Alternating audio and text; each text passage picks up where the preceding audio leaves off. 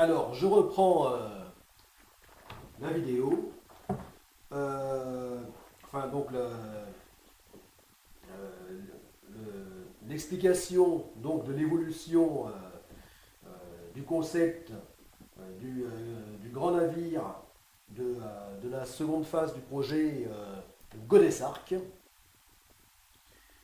Voilà. Alors, donc je disais que là, c'était euh, dans la logique jusqu'au boutiste du gigantisme, hein. Donc, un navire long de 360 mètres sur 60 mètres de large, même 72 mètres en comptant les ailerons de passerelle. Euh, donc, euh, face au constat que ce gigantisme euh, absolu n'était pas compatible avec donc la vocation euh, donc de navires d'expédition, d'exploration même, eh bien, j'ai dû euh, ramener la taille, enfin en termes de longueur, euh, donc de navire, une taille plus raisonnable. Voilà. C'est la raison pour laquelle m'est venue l'idée de le couper en deux. Faire deux navires en un. Ce qui, avec les progrès technologiques, devient tout à fait possible. À partir du moment où un tel concept est conçu à la base du projet. Donc, bon, eh bien, le fait que le navire soit amphidrome, comme ici, donc c'est-à-dire un navire qui a, euh, plutôt que d'avoir un avant, une étrave et un arrière, une poupe, eh bien, a deux avants, deux étraves. Donc un navire qui peut avancer dans les deux sens. Eh bien, ceci permettait donc de faire deux navires identiques, c'est-à-dire deux navires vraiment identiques au point d'être des sister ships, comme on dit, donc des navires vraiment issus des mêmes plans, totalement identiques. Et à ce moment-là, eh bien, il y avait, enfin dans un tel concept, euh, euh, il n'y avait pas de souci particulier pour faire deux navires donc distincts qui s'assemblent par leur arrière, puisque euh, euh, donc dans ce concept de navire amphidrome, eh bien, enfin, lorsqu'ils sont assemblés, eh bien, ils forment un navire amphidrome, et en l'occurrence, donc un pentamaran, c'est-à-dire un multicoque, un navire à 5 coques. Bon, là, je n'ai pas dessiné le détail. Là, c'est vraiment la vue d'ensemble. Eh bien, donc en mode 360 mètres, c'est-à-dire les deux navires en un, eh bien, ceci forme un pentamaran. Et dès lors que les deux se séparent enfin que ce navire se sépare en deux navires distincts, et bien à ce moment-là, ils forment deux trimarans. Voilà. C'est-à-dire là, 5 coques, de 5 coques, ils passent à chacun 3 coques. Voilà. Donc, finalement, cette solution me convenait parfaitement. parfaitement parce que, eh bien, en fin de compte, dans le projet Godess Arc phase 2, eh bien, on a tout intérêt à avoir 2 navires. Voilà. Parce que l'idée, c'est... bon, je te rappelle que l'idée, ou je vous rappelle, bon, que l'idée, c'est donc d'accomplir, dans la phase 2, la GOPRAC, la Global Ocean Pilgrimage Paddleboard Race Action Challenge, c'est-à-dire une course autour du monde de paddleboard de longue distance. Donc une course sans escale, qui correspondra à l'équivalent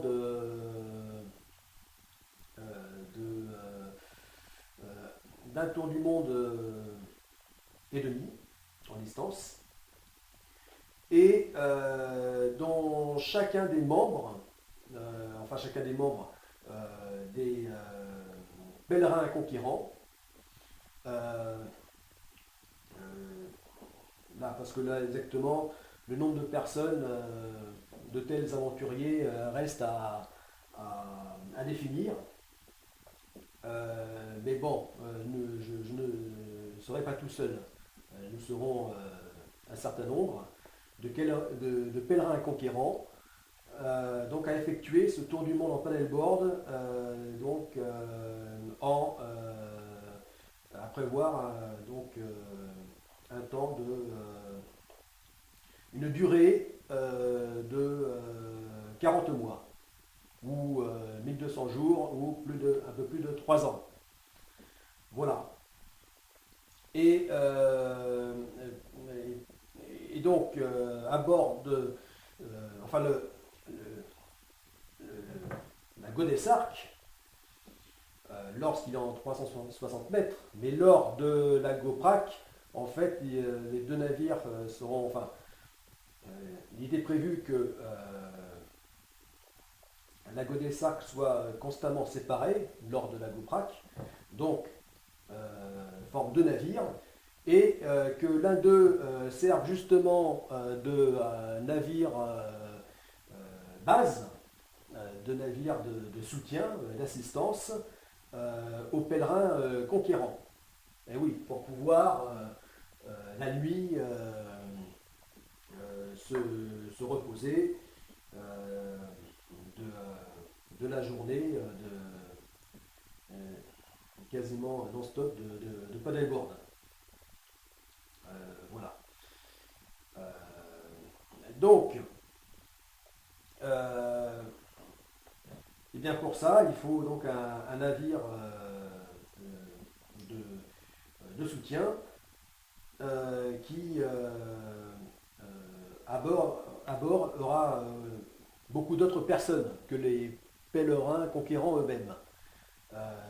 Il y aura donc l'équipage donc classique, hein, c'est-à-dire le personnel pont et le personnel machine.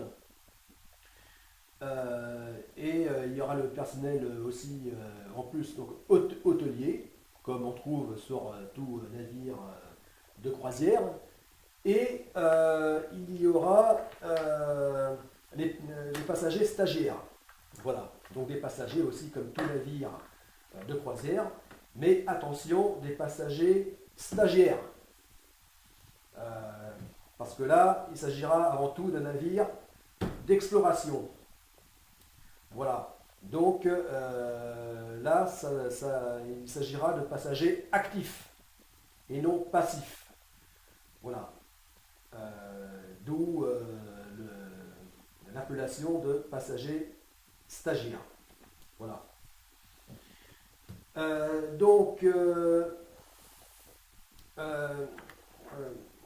En plus donc, de tout ce monde, il y aura également des scientifiques, des chercheurs. tant pour ce qui est donc océanographique, évidemment, sur un navire, mais en plus de chercheurs dans le domaine de la médecine, du sport, dans, dans divers domaines, et même dans des domaines techniques, enfin dans de nombreux domaines, il y aura des scientifiques. Voilà. Donc, ceci représentera beaucoup plus de monde à bord que les conquérants pèlerins eux-mêmes. Voilà. Voilà pourquoi donc il s'agit de tout à l'heure, oui, j'ai dit 1040 personnes, non, 1080 personnes. Donc une capacité maximum en mode 360 mètres, donc d'hébergement de 1080 personnes. Voilà. Bon, et une fois divisé en deux, eh bien, 540 personnes, hein, la moitié, logique, hein, puisque les deux navires étant identiques, étant sister ship. Donc, voilà. Donc, l'idée c'est ça, c'est que pour donc parfaitement, pour que le concept soit parfaitement adapté à la GoPrac, eh bien, c'est donc un navire pour donc le soutien en haute mer, donc des aventuriers que sont les conquérants pèlerins, ou pèlerins conquérants, et un second navire qui lui servira de navette, voilà, qui fera le lien entre la terre et le navire accompagnateur. Voilà. Et oui, qui fera le lien pour donc pour le transfert des personnes à bord. Voilà. Parce que en dehors des aventuriers, tout le monde n'aura pas forcément vocation à rester non-stop en navigation sans escale durant plus de 3 ans. Voilà. Là, ça sera effectivement l'objectif des conquérants pèlerins, d'autres aventuriers, mais pas forcément de tout le monde, hein, c'est-à-dire de tout l'équipage et de tous les passagers stagiaires. Voilà. Donc nécessité absolue d'avoir en plus du navire accompagnateur, le navire navette. Voilà. Et donc si ces deux navires sont identiques, c'est encore mieux. Voilà. Mieux parce que ça fait des navires interchangeables, des navires complémentaires. En cas de souci grave du navire accompagnateur, eh bien, le navire navette pourrait remplacer le navire accompagnateur. Voilà. Très important, le fait qu'il soit interchangeable, de façon à ne pas remettre en cause, à ce que dans tous les cas, la GoPrac puisse s'accomplir. Voilà.